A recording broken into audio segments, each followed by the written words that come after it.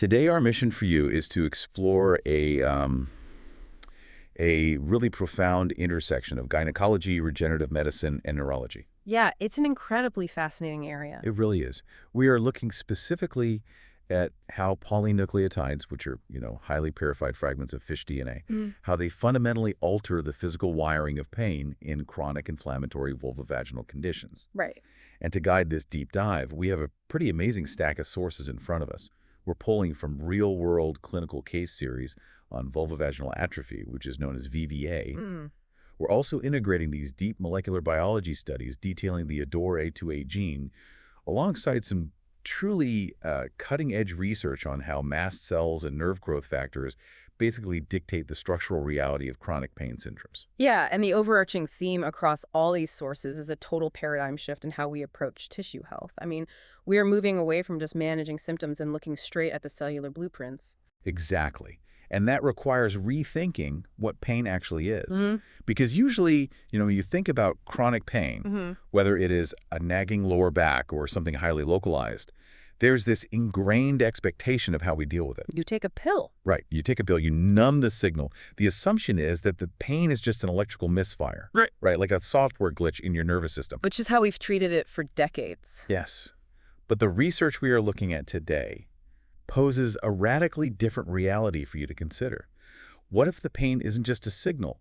What if the pain is actually a physical structure, like an invasive weed that is just overgrown inside your tissue? It's a great analogy. And what if, instead of just numbing that weed, you could quite literally prune it back by feeding your exhausted cells prefabricated DNA? It is a remarkable concept. I mean, we are transitioning from simply masking an invisible radio wave to structurally disassembling the pain network right at the cellular level. Okay, let's unpack this.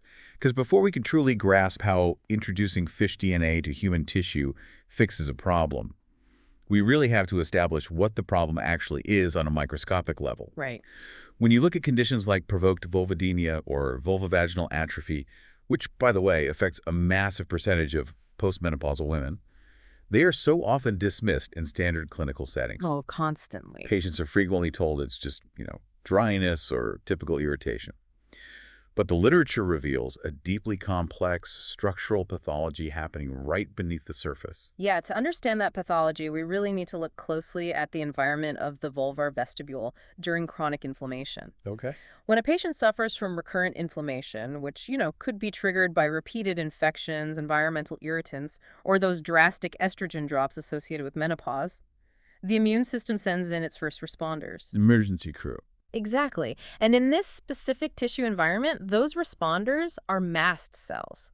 Now, usually, mast cells are essential for your survival. They patrol the tissue, they help heal wounds, they defend against pathogens. Like they're the good guys. Normally, yes.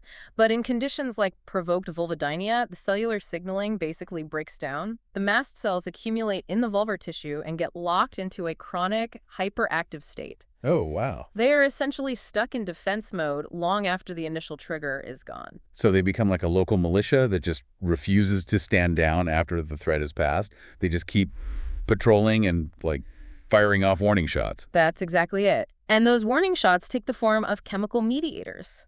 When they are locked in this hyperactive state, these mast cells constantly secrete a protein called nerve growth factor, or NGF. Which I imagine does exactly what the name implies. It does. NGF triggers a biological process called neuronal sprouting. Neuronal sprouting. Yeah. And this is where the concept of pain changes from a software glitch to a literal hardware problem. Mm-hmm. The continuous presence of NGF causes a literal physical explosion of nerve fiber density just below the surface of the epithelium. So it's actually growing new nerves. Yes. The tissue becomes massively hyperinnervated. The body is physically growing a dense network of new nerves, and it is not just general wiring. What kind of wiring is it? These new nerve fibers overexpress specific pain channels, particularly the TRPV1 and TRPA1 receptors. Okay, and what do those do? For context, those are the exact same sensory receptors your body uses to detect scalding heat and the chemical burn of chili peppers. Wait, really? Yes. So the tissue is physically saturated with new sensors that are exclusively designed to detect severe burning and pain. Exactly. It's like inflammation took a single-door sensor in your home security system and physically wired 100 extra sensors to it. So now even a light breeze, a change in clothing, or, I don't know, a speck of dust triggers a screaming 5-alarm response. What's fascinating here is how this local physical change actually initiates a domino effect throughout the entire nervous system. How so? Well, this overgrowth of nerves and pain channels in the vulvar tissue doesn't just stay a local issue. The constant, relentless barrage of high-intensity pain signals traveling up the spinal cord to the brain actually causes a long-term genetic adaptation. Wait, it changes your genes? It alters their expression, yeah. The genes related to neuroplasticity and neuroinflammation in the spinal cord and the dorsal root ganglia change how they operate. The central nervous system structurally adapts to become more efficient at receiving and processing these pain signals. So it gets better at feeling pain. Exactly. Yeah. This is called central sensitization. The localized pain physically hardwires itself into the central nervous system. Man, that really explains why these specific conditions are notoriously difficult to treat. The body has essentially remodeled itself to anticipate and amplify the pain. But I need to push back on the biology here for a second. Let's say a patient has reached this state. If the nerve fibers have already physically grown into the tissue, if they are a structural part of the local anatomy now, just like blood vessels or hair follicles, how does changing the chemical environment on the surface actually make a physical nerve disappear? That's a great question. I mean, you can't just turn off an extra arm or leg once it's grown, Yeah. right? Are these new nerves just a permanent fixture? That is the exact hurdle researchers faced for years. Yeah. The key to understanding this is that these pathological nerve fibers are entirely dependent on their environment. They are not like normal, stable anatomy. Okay. They rely on a constant, steady supply of that nerve growth factor from the inflamed tissue just to survive. Oh, I see. And the local tissue itself is locked in a vicious cycle of damage and metabolic exhaustion. The localized cells are simply too depleted of energy to heal the underlying connective tissue. Because they're constantly fighting the inflammation. Right. And because the tissue can't heal, the chronic inflammation persists. Because the inflammation persists, the mast cells keep pumping out NGF. And because the NGF is flowing, the extra nerves stay overgrown. It's a loop. A terrible loop. Hmm? To dismantle the nerve network, you have to heal the underlying tissue to stop the mast cells. And you can't heal exhausted tissue without providing it with an external energy source. Enter PDRN, polydeoxyribonucleotide. Yeah. This is the mechanism the sources focus heavily on. PDRN is derived from the gonads of trout or salmon. Yes. It is highly purified, sterilized, and then cleaved by specific enzymes into small nitrogen precursors. Basically, they break the fish DNA down into foundational fragments, Yeah. and this is what is used to heal the human tissue. Yeah, and the mechanics of how this works come down to cellular metabolism. When a cell needs to repair damaged DNA, or when it needs to produce new collagen and elastin to rebuild thinning tissue, which is a primary issue in vulvovaginal atrophy, by the way, it requires nucleotides. Right. The standard biological process for this is called de novo synthesis. The cell builds these nucleotides entirely from scratch using raw materials. However, de novo synthesis requires a massive amount of cellular energy, specifically in the form of ATP. But in chronically inflamed or ischemic tissue, the cells are essentially starving. Like we said, they are constantly fighting the inflammation, so their ATP reserves are completely depleted. They are metabolically exhausted. Asking an exhausted cell to perform de novo synthesis to rebuild a tissue structure is like asking someone who just ran an ultramarathon to immediately start building a brick house from raw clay. Right, they simply do not have the metabolic energy to do it. Exactly. This is where PDRN intervenes. It utilizes an alternate biological route called the salvage pathway. The salvage pathway. Yes. Instead of forcing the cell to expend ATP building nucleotides from scratch, PDRN provides free purine and pyrimidine nucleosides directly to the tissue. Just to make sure we are all visualizing this correctly, when you say purine and pyrimidine nucleosides, you're talking about the fundamental letters of DNA, right? The A, C, T, and G base pairs. Correct. Adenine, guanine, cytosine, thymine, the foundational building blocks of all genetic material. By providing these directly, PDRN acts as a metabolic bypass. Metabolic bypass. It hands the exhausted human cells prefabricated bricks. Because the cells don't have to spend their limited ATP manufacturing the bricks, they suddenly have the energy to actually do the construction work. It makes total sense. The fibroblasts, which are the cells responsible for structural repair, can proliferate rapidly. They immediately start churning out new collagen and elastin. And that structural rebuilding is crucial for something like vulvovaginal atrophy, where the tissue has fundamentally thinned out. The sources actually mention the restoration of flattened vaginal rugae. Yes. For you listening, the rugae are the corrugated, sort of accordion-like folds in the vaginal wall. They provide the tissue with its elasticity, its ability to expand, and the surface area necessary for natural hydration. Very important structures. Yeah, and when estrogen drops or chronic inflammation takes over, those folds flatten out, leaving the tissue frail, rigid, and highly susceptible to micro-tearing and pain. So the PDRN is giving the fibroblasts the exact materials they need to rebuild those elastic folds. Exactly. It restores the mechanical integrity and the thickness of the mucosa. Now, I do have to ask a question that feels incredibly obvious. Sure. We are taking DNA extracted from a fish, breaking it down and applying it to human tissue, and our human cells just inherently know how to incorporate it. Is DNA truly that universal across species? At the fundamental biochemical level, it is entirely universal. A purine molecule is a purine molecule, whether it originates in a salmon or a human being. Wow. During the purification and enzymatic cleavage process, all the complex proteins and species-specific genetic instructions are stripped away. What remains are just those raw structural fragments, the purines and pyrimidines. So there's no fish instruction left. None. When these fragments enter the salvage pathway, your human cells do not recognize them as fish DNA. They simply recognize them as free, highly usable, universal building materials. Here's where it gets really interesting, because giving the cells the building materials to thicken the tissue and restore the rugae is really only half the battle. Okay. We established earlier that the root cause of the hyperinnervation, the extra pain receptors, is those rogue mast cells constantly pumping out nerve growth factor. Right. How does simply feeding the tissue DNA fragments stop the alarm system from ringing? This is perhaps the most crucial finding in the molecular biology studies we reviewed. PDRN is not merely a passive building material. It actively interacts with the cellular communication network. Oh, really? Yes. Specifically, it acts as a highly selective agonist for the adenosine A2A receptor. And that connects directly to the ADORA-DA gene mentioned in our source stack, the gene that codes for that specific receptor. Yes, exactly. The A2A receptor is found on the surface of various immune cells, prominently including our old friends, the mast cells, as well as on fibroblasts. When the PDRN fragments bind to this A2A receptor, it acts like a key turning in a lock, triggering a very specific anti-inflammatory cascade inside the cell. The binding increases the intracellular levels of a messenger molecule called CAMP. Okay, let's keep this grounded for those of us who don't spend our weekends reading biochemistry textbooks. The PDRN turns the key, which increases this CAMP messenger. What does that messenger actually do to stop the inflammation? Think of CAMP as an internal cellular manager that shuts down rogue operations. Oh, okay. When CAMP levels rise, it actively suppresses something called the NF-key pathway. You can conceptualize the NF-key pathway as the master switch or, the factory foreman for inflammation. The guy shouting all the orders. Right.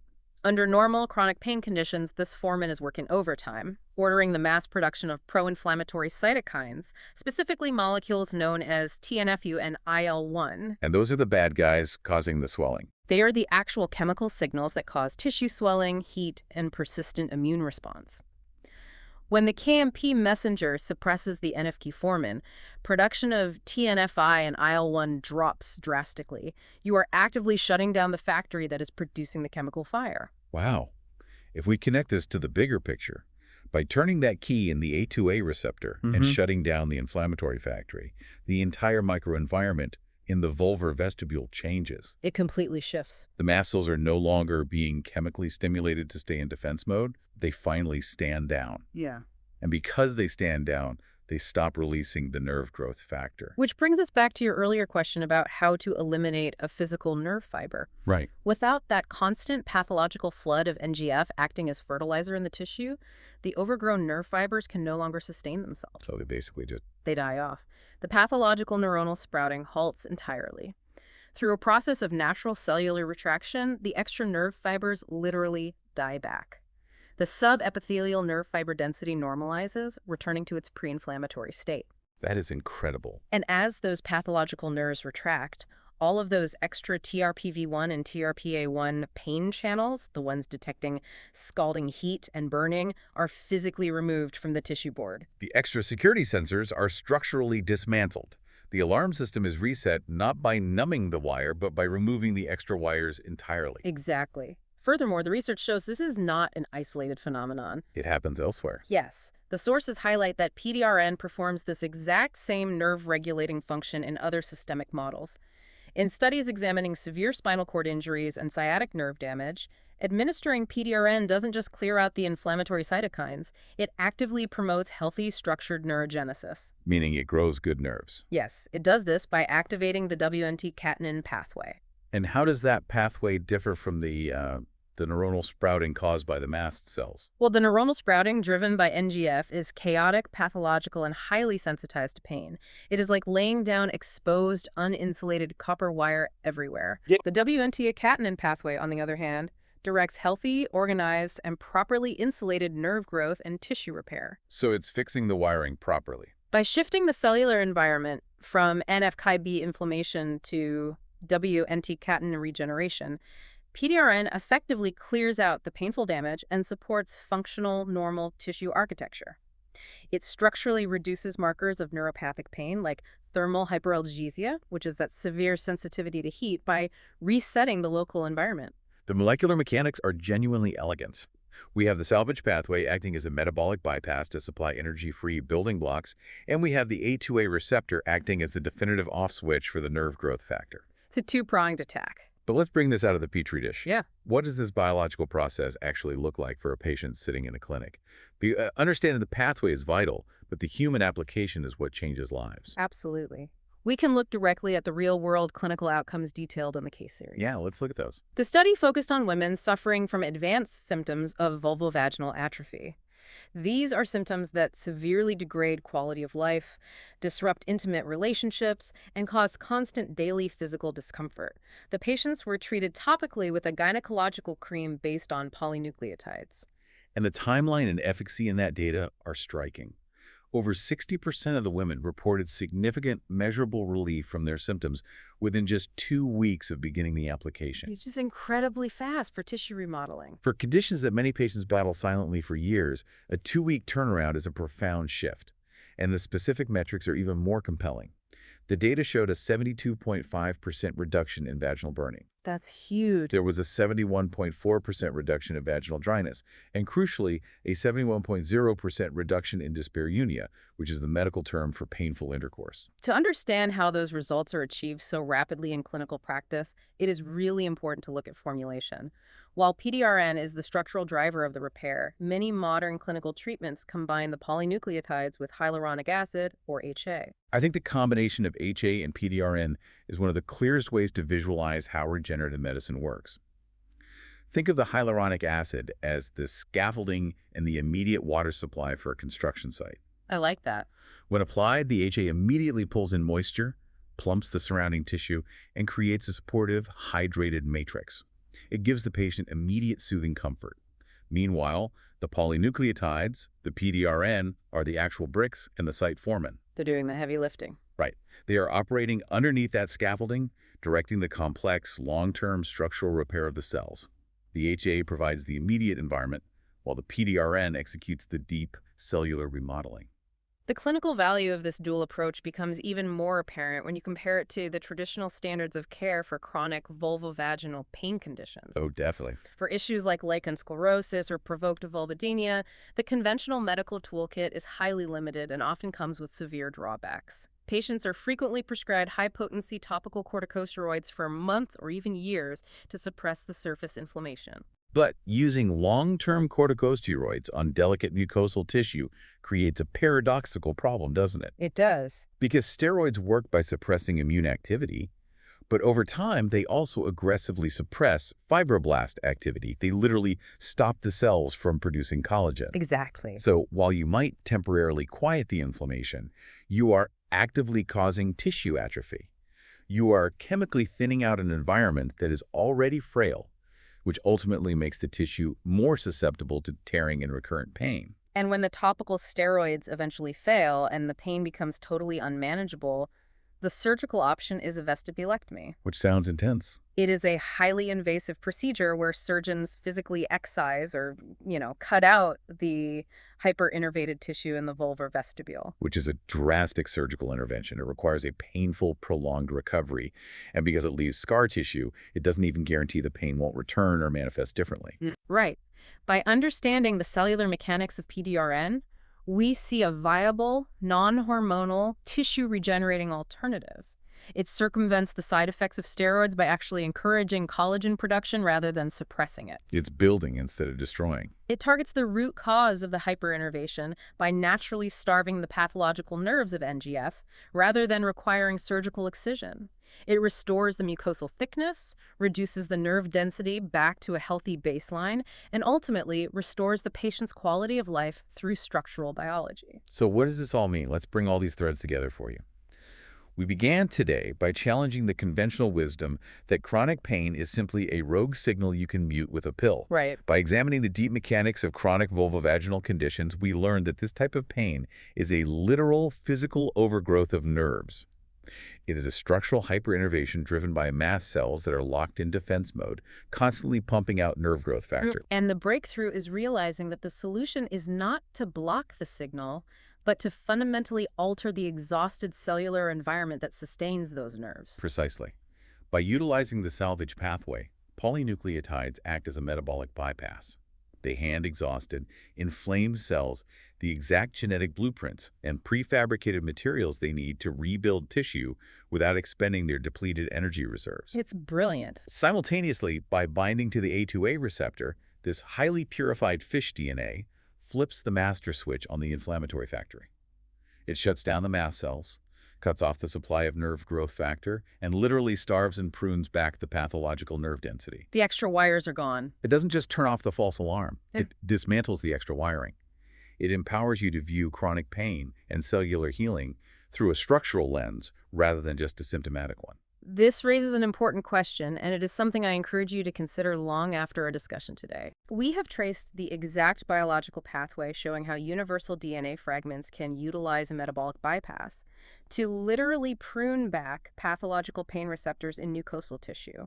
We've seen it reverse complex, devastating conditions like provoked vulvodynia. Right. So if this mechanism is a universal biological reality at the cellular level, what happens when medicine fully applies this targeted metabolic bypass to other chronic, unexplained pain syndromes across the human body? Oh, wow. Could the future of therapeutics involve pruning pain out of our systems naturally by simply handing our exhausted cells the exact genetic building blocks they need to heal themselves without ever needing to rely on a traditional painkiller? It fundamentally reshapes what we believe our bodies are capable of repairing. Next time you think about treating an ache or a chronic pain, consider what your cells might actually need to rebuild the foundation rather than just muting the alarm. Thanks for joining us on this deep dive.